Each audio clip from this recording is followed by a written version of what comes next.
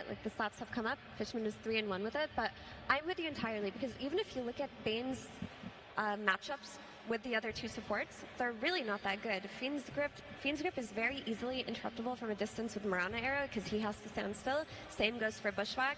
He doesn't necessarily have the damage accompanying him right now, like you mentioned, but that can be corrected through the Watson hero. He's been playing a lot of high DPS turrets like Lina, like Wind Ranger. And that's exactly the point here. With Bane, we're thinking about map play, but let's kind of rewind it to the start of the game. If Bane can then secure against a very aggressive Hoodwink +1 lane, and that's what Bane can do. You bring 6 minutes of farm to your carry as you kind of draw the support away from that lane. That will give Watson entry. So Watson with the last pick, knowing his lane should be good no matter what, because Fishman's on the Bane, maybe they don't care about the 10 to 15 minute move, because they know that Watson's going to be set up, that if they can just kind of move Falcons around the map first, with the Nature Prophet TPing, Kunkka delaying fights, their win condition will be online when it needs to be. So again, I don't mind it. I've just not enjoyed Bane so far. I will say Falcons bringing out their Monkey King. They have not yet lost with their Monkey King, both on Skeeter and Malrine. They've played it. How is Cloud9 going to address this? Or do you feel, T, that they've already have something that deals with that? And of course, what we've not mentioned is the fact that Prophet can be the mid or the carry. Yeah. Watson from the carry role, that's a scary lane. That double range lane, take the fight, and that's maybe the extra levels of speed we want. In the pre-show, we said that we wanted no one to see his matchup before his hero gets picked. Yeah. This is exactly what's going to happen with the last pick. If they see Prophet can go carry, and then you want to put no one on a explosive, I crush mid lane hero, that's perfectly fine. Hence why the Viper's getting banned out. But it could be, he could face either Monkey or Dragon Knight. They both are kind of the same hero. Okay. But that's the beauty of the flexes, because the DK and Monkey, we don't know where they're going, but ideally you follow the Furion around with the DK, and you also have the ability to follow around the Kunkka with the Monkey King, if this is the Kunkka offlane or a Kunkka mid lane. So Falcons flexes, which they look so good on, have already reacted to C9's flexes. Like, I'm not too afraid for Falcons in terms of being able to react on this 23 pick. I'm looking at the Monkey that came out in the last phase for Team Falcons. Monkey's going to have a relatively free game, whether he's playing against Kunkka, whether he's playing against Nature's Prophet, can roam around the map freely. And looking at the bans, Timbersaw and Centaur, they are banning Amar's heroes. Amar didn't play Dragon Knight. His hero pool is relatively small. What's left in the pool still? There is still Razor available. They're going to pick it blindly, so they just might go with the Razor, not seeing what the matchup is going to be. Ooh, a new hero for Amar. Very well. I'm very proud of you. This is scary for C9 because they don't have heroes that they can park on the Brood lane. Ooh. I like the confidence. I like TV's lane matchup versus Brood, but TV does not provide the map play that can play into Brood's 20-minute timing. Brood's 20-minute timing is incredibly strong, and the heroes on C9 don't play too much tempo until they farm up a little bit. When you look at Bane and Rubik, when they're running around trying to set up for kills, they're so susceptible to dying to the two-man from Falcons, or if they go to the Brood lane, that's scary. That's almost insta-death. And you know, Amar, he's played 11 Brood games so far in his career. He's got a 72% win rate on it. Over like 20 odd days ago, he beat Team Spirit with the Brood in 2 games. So it's like, it's not a hero that he's played a lot, but he's played it enough times that I'm not like, uh-oh, Amar's on a new hero. Like, he's clearly got his understanding. But to close out the draft with a Terrorblade Watson, we've seen Terrorblade already. Yotaro tried it, didn't really work out. But Watson, again, very good Terrorblade player. And it does feel like Cloud9, they want to play for a little bit of pressure early on, but then sit back and play for the kind of the big fights of the mid to late game. Yeah, and that Terrorblade came out incredibly fast. Maybe Cloud9 had this planned all along, but to hear from the mastermind, we are going to head over to the stage where Slacks is with the Steenie. That's right. Hello, everybody. I am here with the mastermind himself, Steenie. How's it going, boss? Amazing. Look at this. Brazil is here in Europe. Brazil. Absolutely. They are representing. Super happy. Anything to say to these guys before we start? I love them. I love them back. Yeah. Thanks. Fantastic. Great. All right. Well, we got a big match coming up for you here, and I had many questions for you. Now, first up, I saw you having a great time in the booth. You're smiling, you're laughing, you're saying hi to the boys. What's going on in there? What's the energy? Like, we can hear the crowd, so I told let's draft without headsets so we can enjoy more. and they are like shouting all the heroes we have, and it feels amazing to have their support. It's really good vibes. We feel really confident because of this. Fantastic. All right, crowd helping out. That's what I like to hear. Now, let's talk about these picks here. Are you happy and prepared with what Falcons has picked out? You know, we've seen the Hoodwink crit 100 times. We've seen the Monkey King that is yet to lose a game. How much research went in? Are you ready for this? 100%, because they run out of time on draft. We had like 2 minutes extra. We know they would Broodmother, and we are like, we have Morphling TB. So they ban one, we go the other. They didn't ban either Morphling and TB, and then it's just like, Watson, you want to carry this on TB? And pretty sure it's carry diff, like Watson's going to win this. Damn! Forget the other questions. That's what I want to hear. He was ready. They fell into the trap, and we'll see if that trap is sprung. Thank you, my man. Hell of an interview. And we'll go straight into a hell of a game.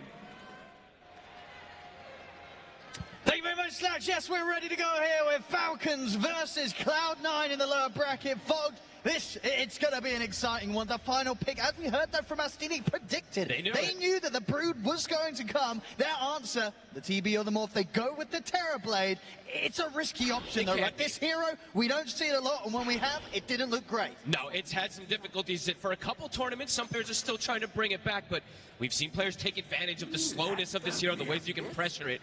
We'll see if it's going to be different from Cloud9 today, as they've gone for... I mean, they've gone for some comfort heroes and stuff like that, but a lineup that maybe wants to avoid fights once they start getting a bit of tempo started, because they have this NP who can split push. They have these illusions that potentially are going to get all this split pushing as well, too. So let's see how these lanes end up going down and what matchups we get to, because I'm seeing Marley's parking some webs here for now.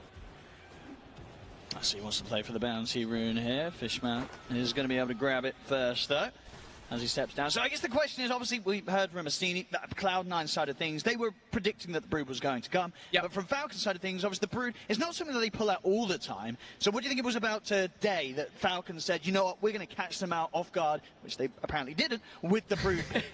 Well, I think it's probably something that we saw yesterday, how much that Brood started getting popularized. Well, gaming's been playing it a lot, but how dominant it was. It just kind of shuts down. It's this anti-carry that also scales. It builds auras, and it applies a lot of pressure if you don't have proper Brood answers. But, you know, they said that they were very ready for it, so I'm looking forward to see what they're going to be able to do with this type of lane, because they did pick a very strong lane in particular just to answer the Brood for the first few levels. The Bane on Fishman, his classic, and watching with this super high armor Terrorblade.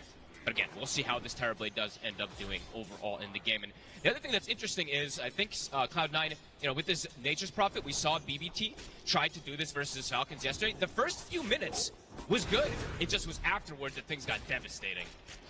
Fishman, I'm getting chased down quite a bit, but also Watson getting a good few hits in onto Crit already in this lane. And we'll see if they get the chance to get aggressive once a few levels are there. And Watson's had some points. The Metamorphosis could be a lane in which they could look to fight back.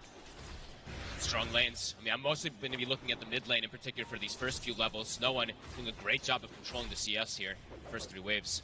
Yeah, with some great performances from some mid prophets, and yeah, some great performances from No One time and time again in that mid lane. Oh, it's the Monkey King, right? Oh yeah, probably needs just reconnect. Just need a quick reconnect. The classic, you know, Amar pricing. I love Monkey King inside the booth or something as well too.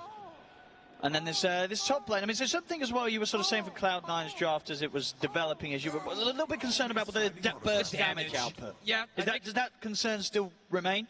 I think it can be an issue if the Nature's Prophet starts to struggle and stuff like that, but if he's able to get his tempo going, these Wrath of Natures, they're very potent, so could look to get involved off of that one. It's just this Rubik in particular, you know, we haven't seen it too much. It's kind of a risky pick because it's dependent on what you get to steal to be able to apply damage once the game does start to kick off, so. But I think mostly for me, I'm going to be looking at least early game from No One, how much he's going to be able to dictate and make those early aggressive moves. Because, yeah, looking at the DK, these two just can't really pressure a DK. You know, the Kunk and the Rubik, the damage is pretty underwhelming early on. Yeah, every reason to believe that Skeeter should have pretty free farm in this lane unless, yeah, some sort of massive mistake is made. But unlikely from these two. Yeah, sure. You know, Fishman is... no one comes in or... Oh, yeah, but a twin gate play. Yeah, there's, like, lots of different movement we could see coming out from them. I think Fishman's been one of the most active, in particular on his, like, 5, where he'll just, like, ditch a lane and just start making these aggressive moves. The one game we did see that the most, of course, Watson was playing, like, an Invoker, where he could obviously commit a lot as well, so... maybe not too early on, but we'll see. Crit does get slept down bottom. So pick up the damage here with the Metamorphosis. I think they might. Crit's in trouble, and indeed Watson is going to be able to claim that first blood. They hit the level 2s, and just are going to have that bit better of a power spike in comparison to that of Falcons when they hit their level 2s down here. They're quick to make the play, and Crit's caught off guard. It's the Fishman classic. They got that level 2, a couple extra of these denies just gets that edge to be able to catch Crit off guard. It's beautifully done. Neither mid laner needs a bottle, which is a bit interesting. I feel like we don't see this too often. Sometimes it's just like one guy doesn't need a bottle, the other one does, so they are constantly playing around who wants to trade them. So it's just going to be kind of back and forth trades with players backpacking items. And we see there mischief dodges, at least to dodge some of that sprout damage that Malrine is using to do a little bit better in this lane. But so far it's still been no one kind of dominating it. Just able to slightly have that edge, just sort of what at the moment Malrine and I mean Mars sort of the last hits he's a little bit behind, but he's still getting a lot of denies in the Brood down here. Yep. So still able to sit safely in the lane. Yeah, and overall it's like every time meta's up, it's always the same thing versus this Terrorblade, right? That's when you have to be a bit more careful, at least as the actual 3 position in the lane. Meta on cooldown for 80 seconds, and Mars should be pretty safe down here, especially with the backup of like a stun once Crit does have level 2, which he does now. And oh, okay, a free courier. Not in an easy Lotus there of Katsuomi. They got both of the Lotuses, so on top of having good CS in the lanes at the moment, they do claim those. We see that Malrine is starting to at least reestablish things in that mid lane, so. He's going to be kept pretty low, though, in terms of what's coming out to me. Yeah, he's got a salve coming out. Yeah, I was about to say he needs some type of extra regen. No one doing a very good job of keeping him rather low now, but he's got the extra point as well, and Sprout ready for the setup and preparing for his potency when it comes to making those rotations with the teleport if he sees a chance on these side lanes. What's really interesting to me about this mid lane matchup kind of in a way is the Monkey King's done good versus most heroes, and same thing for Nature's Prophet, but both of them move very often. We've seen these Monkey Kings just kind of leave the lane and park themselves in an opposing lane and just kind of try to bully from there. Nature's Prophet can do kind of similar, so we can see some pretty much identical rotations maybe to match each other. That's true. I mean, would you say out of the two of them, who's more likely to be hungrier to make the move first? You know, who's going to be following who? Hey, they're both going to make moves. Just pretty similar. Yeah, it's just going to be similar. It's just whoever hits the 6 first, it's probably a little bit easier for no one because he's got the burst that he doesn't have to always get involved either. He can probably just Wrath of Nature and then continue to pressure mid. Because that pressure for the mid, it does start to kick in once this tree is getting these extra hits on. See even a glyph used just in case for just a few hits because there's this double wave under the tower. And as the lane continues, especially this bottom lane, Amar continue to do a very good job with the denies. Absolutely. You know, up to 18 and 12 against the 19 and 6. It's close. And as the lane continues, especially this bottom lane, Amar continue to do a very good job with the denies. Absolutely. You know, up to 18 and 12 against the 19 and 6. It's close, but Amar certainly having the slight edge here with the amount of XP's taken away from the two of them. He has yet to show that ability that he's going to skill as well, too. He's only got the webs at the moment, so hasn't even been using his incapacitating bite or anything like that to mess with them. Yeah, super strong laning from him so far. And situation manager, when they sort of talked, I mean, we had Astini talk about their confidence in picking the Terrorblade against the Spider, against the Brood. Was that with expectations for them to be able to make the Brood's lane hard, or is it outside of that where you would imagine they feel the Terrorblade's strength lies in this matchup? I think it's just overall across the board in the game. But maybe perhaps a little bit, maybe he thought he was going to go a little bit better here. Yeah. I mean, 15 is quite a lot. It's a lot, yeah. But that's a risk, you know, we talked about the risk of Terrorblade in general, right? Some players still like to play it, but it's not been having the best win chance in these last few tournaments in particular. It hasn't really gotten too many buffs, so see what Watson's going to do with it. Yeah, all in all, across the board, nobody getting even completely left behind in farm on these first few minutes in the lanes. Relatively close stuff. 6-minute power rune. No one. He's got the ult. Malrine's actually getting active a little bit first, but there's going to be that match from either the Wrath of Nature or a TP. He's going to want to hover around as you're saying to the power rune spawn and see if he gets lucky with the top spawn of it. We'll see. It's going to be something nice and aggressive, like an amplified damage or a haste rune, ideally. It's just going to be the shield rune. Does he make it?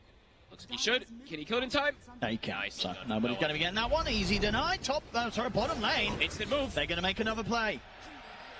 Finding these opportunities here each and every time with the Metamorphosis to set up and catch Crit out a second time now in this laning stage. And they were a bit low just from that Wrath that he had thrown earlier. And now, the Metamorphosis is up to perhaps get some tower pressure here too. Up top, though. Going to try and make the play onto Snake King. He's got leaps at the ready. So he'll be fine under the tower. Turns with the arrow. Perfect. Beautiful angle. Gets the connection. And with the Starstorm coming in, they'll get the kill. Falcons strike back on the top lane. without a setup there. At bottom as well, they're getting in under the tower. Fishman, he brings them out incredibly low. Won't quite have the burst to finish him off, though, and Malrine has turned up. Fishman, is there any way for him to play his way out of this? Doesn't look like it, so Malrine will be able to come in with a rotation and pick up a kill for himself. 1-for-1 wisdom exchange, all things right in the world. We've been seeing a lot of games where these wisdoms are so crucial, especially in the first 7 minutes. It can be devastating if one of your supports gets these level 6 super late, so all things right in the world. Doesn't mean that we're going to get some perhaps normal level 6s, not these 14-minute level 6s that we've had a couple times. Bottom again. I mean, Mars showed very low. He does have 2 points in the insatiable hunger if he's able to fight back, but he is not. He's not able to get anywhere close to anyone to get any hits in. Instant tip. Caught out there. I think, as I say, he was only playing that aggressively up the lane because he was relying on the potential of insatiable hunger. At the same time, Fishman, he catches crit again. The damage from that Wrath. Yeah.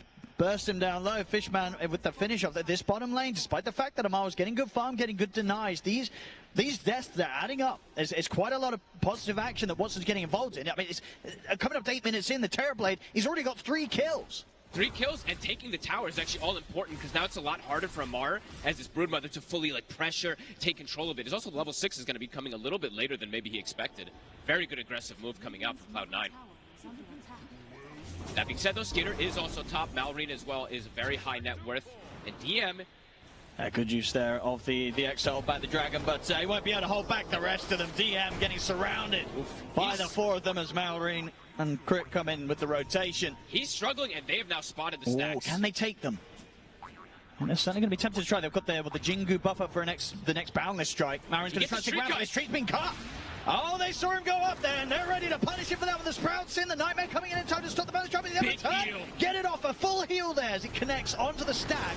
And looks like Snake King, he'll be the one to get left behind. So Cloud9, they turn up and they make sure the Falcons, they won't be taking away the stack. And if anything, sure, it healed him up, got him out, but also helped bring the creeps down low. So it's even easier for Cloud9 to clear up. Love that they're matching. Just keep making the moves aggressively. You might end up losing your bottom tower because you have to rotate so many heroes out of it, but you do not want to give up these stacks to this Monkey King at this moment. So Mar will get space out of it. Let's see how much he's able to pressure the tower here with his army of spiders. It's pretty much going to go down. It's one little rotation that you move away from these spiders. It's essentially just gone. So the big difference in this game really is going to start coming between these 2 offlaners. You're seeing a 1,000 gold disparity between them, but no one is having about 800 difference between him and that Monkey King. So his timing of that Maelstrom, it's fast. He's got it done already. That's going to be one of the faster ones I feel we've seen. 9 minutes 30. It's very quick.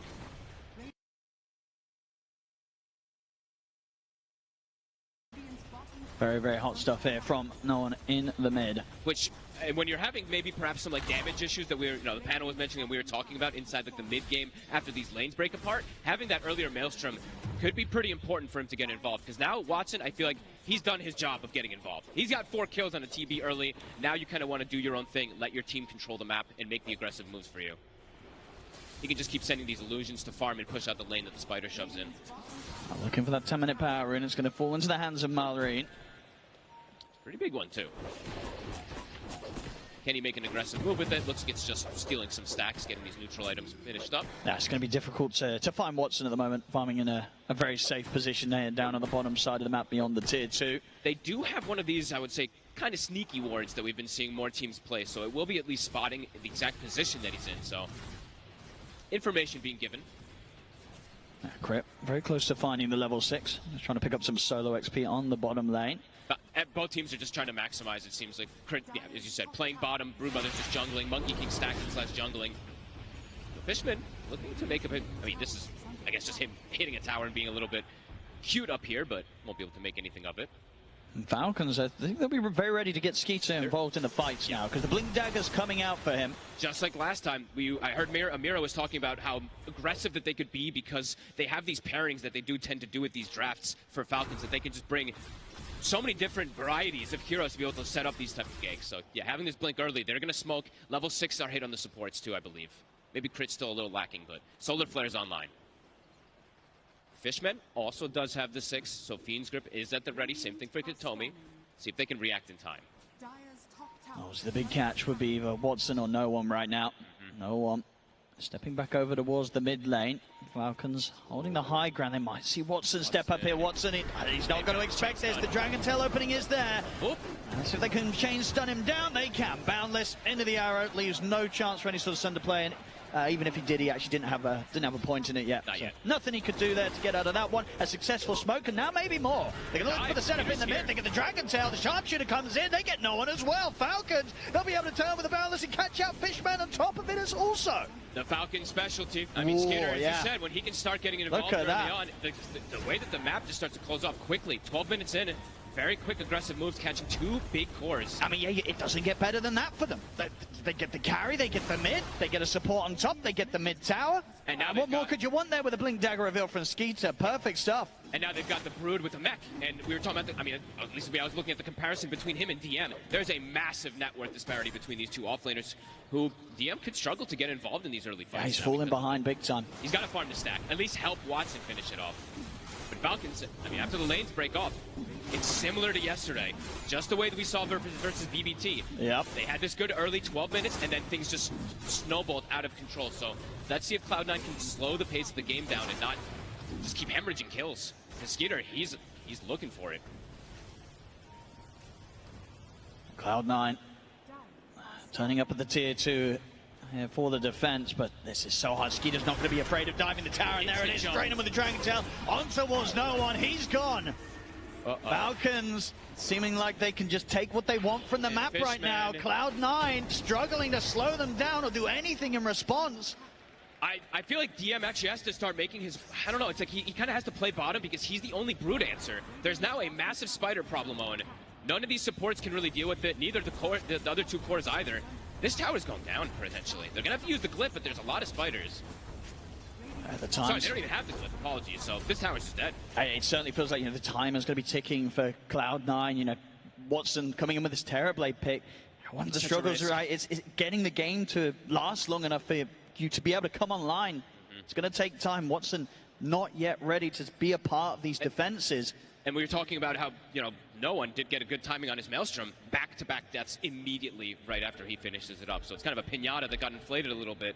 It just feels like sort of the playstyle of the Nature's Prophet and the way that he's turning up to try and hold these towers is just completely countered by the safe lane DK that rushes the Blink Dagger. Right? Skeeter, as soon as he sees him, he's this incredibly tanky force that can just dive towers, get that opening stun. And if he finds that Dragon Tail, outside of maybe a clutch Nightmare save to try and break someone out of the combo, it's very difficult for Cloud9 to save one another. No, absolutely. And maybe it's like looking at the way it all started off, we saw them have so many different answers. We saw them ban how many heroes to protect this Nature's Prophet too, right? They banned out this Primal Beast, that's a huge problem, Timber, etc. And yeah, still they're able to get this. Fishman, sneaky play. He's going to be able to grab it. Very nice. Now, can he get out?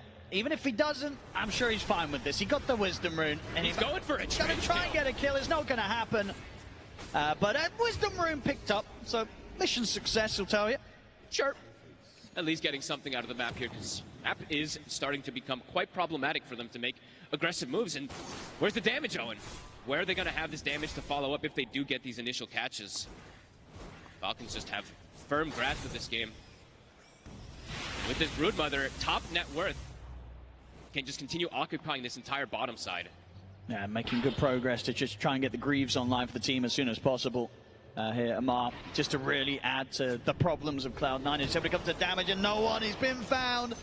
They're just naked, catches him with the arrow, he's going to try and TP out and actually make it. All right. Ooh, okay. A little bit tanky. Yeah, just tanky enough there to get out. The spark of courage, right? I think once you hit that 50% health, it kicks in. That +7 armor, I think that was definitely the difference, at least for that Nature's Prophet to survive there. Oh, that was a lucky one there from no one. But that's all it really is. This time he just survived. So they are slowing down the pace a little bit here for Watson, but it's not like Falcons isn't farming on everybody. They're getting a ton of space on the map. Yeah, Amar really starting to take over. Top net worth, nearly hitting level 12. It's really getting so much from the map. The Brood problem, definitely an issue. Even though they, as I said, they saw it coming. They said they did. I mean, let's see if it's the later stage plan as potentially for Watson, if he's going to be able to make this Terrorblade work, because that's why players pick it. They want to get to these later stages, but a 6,000 gold lead this early on.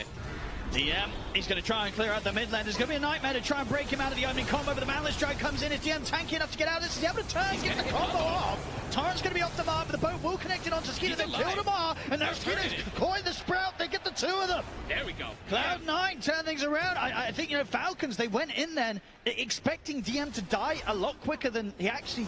He just didn't die at all. He gets very low, but they couldn't burst him. He just got the Vanguard. Yeah. So just a bit too much damage, and Fishman with a clutch little sleep. You know, there's difficulty to stop this chain stun, but if Fishman's there, I mean, he can still do so. And now it's Gleipnir. So I think he has something more. Gleipnir into the Sprout, leaps her at the ready. But that fight, that turnaround huge. in the mid, they needed that more than ever, Cloud9. They find it, and they're able to slam down a little bit of that lead that Falcons had. And DM will potentially finish up a Crimson Guard maybe before that next fight, too. So be able to block a good amount of damage, and that's the Brood answer. So, all right. 2,000 HP, 2 Seeds of Serenity plus Vanguard. It is a very durable Kunkka if they can't get the initial chain stun. Yeah, despite the fact that he is sort of, you know, falling behind in farm.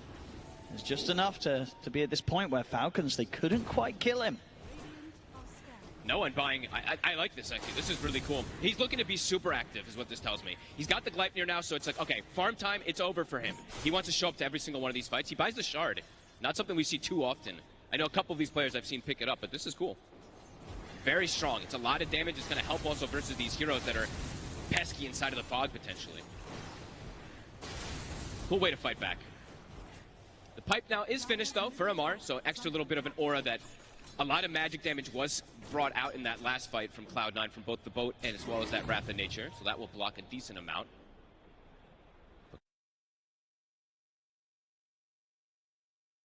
Cloud9 have restabilized things. They certainly have. And it'll be interesting to see now from Falcons if this kind of slows them down in looking for that next play. They'll opt to sort of sit back, just farm up their next round of items on Falcons before trying to run and jump on whoever presents themselves on the mid lane. Oh, and this is interesting too. Look at Skeeter is going for this. He went for Mage Slayer. I think I've been seeing actually less of this item, which I actually wanted to see more when we saw Sand King just go absolutely bonkers yesterday. I was hoping we saw some of these, but in this game, it looks a bit interesting. Because there's a lot of physical damage cores, in particular TB, but I guess he wants to reduce some of either that Wrath of Nature that comes out or the Kunkka spells. That'd be cool. Or just be innately tanky for it as well, too. But Mallory is on the hunt now. Does have the Atos for further control. Balance to set things up. Fishman, he'll pay the price for sneaking around the jungle. That's kind of the power, I would say, of Falcons draft. It's more about the pickoffs in general. While Cloud9, if a big team fight kicks off, we will see the combos come out. If DM is able to cast his spells, they should have good fights, at least, inside of those 5v5s. But here we do see Falcons going for a bit of a sneaky play here. Not with the highest damage overall to take down a Roche at this time in the game, but it's actually pretty quick. I don't think Cloud9's going to expect this. Especially with Amar coming in. Okay, now it's going to die very fast. So then TPs are starting to come in around the tier 1, but yeah, no way that Cloud9 could do anything about that one. Aegis into the hands of Skeeter. A Solar Flare just makes them be able to bring it down actually very fast. Thought it was going to be a bit slower, but... See how much they want to try and push the issue now. Skeeter having the Aegis. They could look for team fights pretty soon also on the side of Falcons. Now starting to get all these extra items, the Greaves, that pipe. Crit, though, will get spotted. He's going to get caught in the Sprout. He's able to jump out with the Sharpshooter, and that might just save him. And there's no one else to really try and catch him off on the escape, so Crit able to break away from the attempt there from no one. I was just looking at his skill build on Crit, too. He actually takes the 10 talent instead of having the Scurry, so a little dangerous there to not be able to break out of that Sprout, but we'll be okay. And we're seeing as well from Skeeter, he'll be able to switch out the Quelling Blade now, gets the 4-star for himself, so he's got an answer against the Sprouts from no one. I think he's probably one of the players that does stuff like this more often than others. Yes, you build Hurricane Pike anyway onto the DKs lately, but having this one early on is going to be interesting to bail each other out. Smoked up. Falcons looking to play aggressive. They've got this timing with that Aegis. They've got a Solar Crest now on Crit too. The thing is as well, from Cloud9's side of things, Watson's definitely at a point where he won't shy away from a team fight. No. I'd imagine he does look to show up. They have to keep DM alive. That's going to be the all-important thing. I think Fishman and DM have to be pretty on point. He's trying to fight. Save each other. It looks like they're trying to set something up here. They've got their eyes onto Amar. See if they can catch him with the combo. They went with the Gleipnir, the Sprout. Have they got the damage to bring him down? With Watson having the Metamorphosis out, they do. They kill off the Spider, and now they can maybe look for more. Falcons, they still want to keep this fight going in response, though. Buyback's going to be coming in from Fishman. Cloud9, they're hungry to chase Falcons out. Can they get any sort of further catch? They can. The X marks there onto Malrine. Will get up into the trees in time. Another jump away. He's able to break just far enough away to make sure that there's no further catch. Malrine managing to escape them. A lot expended from Cloud9 there. The buyback even from Fishman. They really wanted to force that fight. They got the boat off, they got the Crimson Guard, but they couldn't get that extra catch afterwards. And that's a lot of cooldowns used. They still have the Fiend's Grip, so Fishman was stepping up aggressively to find somebody, but now I have to be careful how he backs away. The vision is up on this high ground that they caught him on before. Yeah, Skeeter could look for the jump. And he will. He's in. He's going to be able to find a quick freebie here between the two of them. So that's going to be Fishman out for quite some time, out for a full minute. That's a long one. Yeah, that ward actually caught him twice. So he literally died just to the right of that before the fight kicked off when they caught Amar. And he does get caught again. But in the meanwhile, I mean, Watson and no one, they're splitting up. They're getting farm anyway. So not the worst case scenario, losing this Bane by any means. And close to BKB for no one, so a little bit more liberty for him to potentially protect himself. There still is a ton of chain stun, but if he can get slapped, then he can pop the BKB in a lot of these situations, should be able to survive. Definitely seeing, though, with the minutes passing and the fact, as you say, that these two stay at the top, you only got to imagine that from Cloud9's perspective, they're going to be feeling pretty happy. You know, that little bit of a turnaround and hold on to, you know, taking away the momentum that Falcons were building up in that mid lane, stabilizing the game, that's definitely given them the platform now for which this Watson Terrorblade could really become quite the beast. Yep, and I think a lot of us are hoping to see what he's going to be able to do. Is this hero actually able to match and be that strong in these later stages, since he's actually getting to farm on it? So many games I think we've seen in the past few tournaments, it just doesn't get online, so we're in for a treat here. Do they want to try and look for a fight outside of the base here? They're grouping up. Cloud9, they do. The smoke comes out. They've got a mech of their own also. They have the Glimmer and the mech on Katomi, so this is an interesting approach from him. It's going to be into the remnants of this Aegis, though, as well. The Aegis still there for 1 minute on Skeeter. Cloud9 going to see Malrine jumping through the trees, but he's able to get away before any sort of catch comes in. As we'll let Falcons know that Cloud9 are looking for a bit of a sneaky play, so Falcons start to back off. Playing their vision. Skeeter still has Aegis. It's not a tempting target for them to fully commit on, so they won't. It's dangerous to poke like that as well, because they have so many chain stuns. You have to be careful how you show yourself on, especially on DM, because he doesn't have BKB. Yes, he's tanky from the Crimson, but has to be a bit cautious. Map continues to be split up. Well, they don't find any sort of kill with that play, Cloud9, but they do push Falcons away from taking the top tier 2 at this moment with the Aegis. As Falcons split back up across the map. No one. He's gotta be careful. They get the jump on him, but he has got the BKB. He's going to try and stand his ground here. And holding them back with the Sprout's not going to work. And Mars able to stay on top of him, take him out as no one caught out. He probably thought I think he thought it was just one of them at first, and then he's like, oh yeah, I can maybe potentially turn and fight this, but no, it's two, and another catch. And he's also going to get caught. Got the bounty rune, but it will cost him his life as Amar, Skeeter, and Malrine claim another. So Falcons starting to once again get these little pickoffs here and there across the map. DM is going to just try and do his best to cut the waves here in the mid. He's going to have to come back a little bit earlier here. I think he gets a bit spooked as Falcons are sweeping across looking for him. Skeeter, he's going to get the Dragon Tail opening. He's got a shield rune. And he's pretty tanky, DM. And looks to be tanky enough that Falcons won't look to fully commit on him. They'll turn for the easier kills. Go for Katomi, caught outside of the high ground. Falcons, you give them any sort of little bit of a slip up, they start taking a lot from off the back of it. Kind of 3 kills back to back across the map. They're now pushing down the mid lane, taking your tier 2. These ganking combos, you know, Mira mentioned it. She said on the panel, just there's so many different ways for them to set up kills if people are split up. And like Cloud9's lineup, it is just about constantly splitting up. When you see a TB Nature's Prophet, this is like days of old from Dota 1, where you used to see all these heroes just constantly split put until they can get to the point where they're super strong. But Falcons, they're getting a lot of pickoffs. These do start to add up quite a lot here too. Seeing DM, he's falling further and further behind. He can't get involved. So it's kind of turning into this maybe dual core versus a tri-core potentially that Falcons is starting to build up, and maybe even more than that because they do have a Mirana and Hoodwink like we saw yesterday also be able to scale. I don't know if we'll see Snake and go that satanic. I was gonna say, are we getting the satanic build again? Or? No, not in this one. Maybe. I mean, maybe if it gets to these like super late stages or something like that, but You've got to imagine that as well, for Cloud9 when they do run something like the Terrorblade. You know, this is one of those heroes that can carry a game even if there aren't kind of two other cores on the same level of farmers in, right? This is a hero that eventually should have the potential to 1v9. It should, but yeah, I mean, we'll see. Because they are getting, I mean, more and more answers. I think they actually sniped that courier, right? That was almost a full Crimson Guard, so that's actually a pretty big deal. Amar not going to have that one for the next upcoming engagement. No one. Does have the BKB TP out.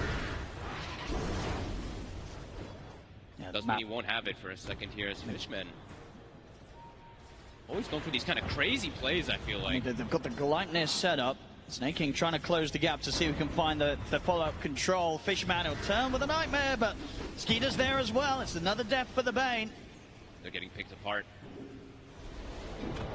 Just anywhere they go, anywhere they sort of reveal themselves alone, Falcons immediately punishing them. They're starting to add up these kills that they're feeding away to Falcons. The mobility on Falcons just feels to be too high for, I mean, I just keep watching TM. He's like trying to run around finding anything, but they're just constantly all over the place. The Monkey King's jumping around. There's a Mirana that's super quick, a Hoodwink and a Brood. They're just making these moves constantly, and it's applying quite a bit of pressure to everybody besides the NP and the TB, who, I mean, they keep having to use like BKBs to TP out, so it still is pressure that is being applied. And now at the smoke, looking to swing across the map. It is a timing that Watson gets. He's got a full eye of Scotty. Falcons, they want to try and catch Cloud9 whilst they're split up, so they can get the jump onto no one. He's going to get caught by the Dragon Tail. Pushback to follow his BKB, still on cooldown. He'll get the Nature's Wrath off, and Watson's going to turn up and try and help out. Now look towards Skeeter, but Skeeter's incredibly tanky. Snake King will get dragged back by the tidal wave. Marin, he's coming with the side with the Wukong's command. He's ready to try and get this team fight going. Fishman will stand his ground the Beast, but he's in the middle of the Wukong. Now he's got mana. As the Wukong's command kills him off, Mallory with the BKB is now going to turn his attention over towards Watson. Watson, he's very hard to tackle, as in fact Watson, he's ready to try and bring the fight back towards the Monkey King. Off to the side, Katsomi holds back Skeeter, but Skeeter gets forced forward, well, forces himself forward, closes the gap. Another X-Mark to drag him back, keeping Katsomi alive there. DM trying to keep Skeeter held back. I mean, Watson, he's trying to find the chance to get the hits in, split up, but he's kind of getting kited at the moment, and indeed no one back on the front lines. He gets killed off. Watson turns towards Amar. I mean, they're just dancing. They are. They're kind of just toying with them, moving around them in a way that Cloud9 just can't get the hits in. Watson, he has to bail out. He's going to try and TP away, but Skeeter's in with a Dragon Tail. Bushwhack to follow things up. Falcons, they're making this fight so difficult for Cloud9 to play, and now Cloud9, they've just got to run. Katsumi's going to get chased down by Amar. He gets into the trees, leaping away, but the Starstorm finds him. Watson's left alone. Falcons, they'll take the team fight. I mean, Cloud9, nobody. They were desperately trying to make some sort of move. You saw sort of Watson walking all over the place, but he was getting completely kited. That is a full duration meta fight that he can pretty much get nobody. Well, Snake King died, sorry. So Snake King did die at the beginning of it, but that was everything expended, and Falcons just danced on them. They really did. That was insane team fight, just coordination that came out from them. And playing around that vision from the initial catch allows them to just play dominant. Cloud9 just got split up. No one starts chasing one target. Watson can't keep up with him, and it's that mobility that's really a problem. Huge fight. Falcons now blowing the game open. A 10K lead. Roche is up. That was the timing also that Watson, he just had got his Eye of Scotty too. It's like his big item timing. But you just see they kind of just played around it and danced. Yeah, he just can't stay on a target. They get the setup, as you said, to catch on to Snake King. To start things off in a way that, you know, you've got to imagine from Cloud9's perspective, it's like, great, we got a kill, let's go, let's keep this fight going. Fishman just not standing a chance in the middle of the Wukongs, and yet you'll see Watson, he's getting a fair few hits in, but he just can't quite stay on any hero long enough to kill them.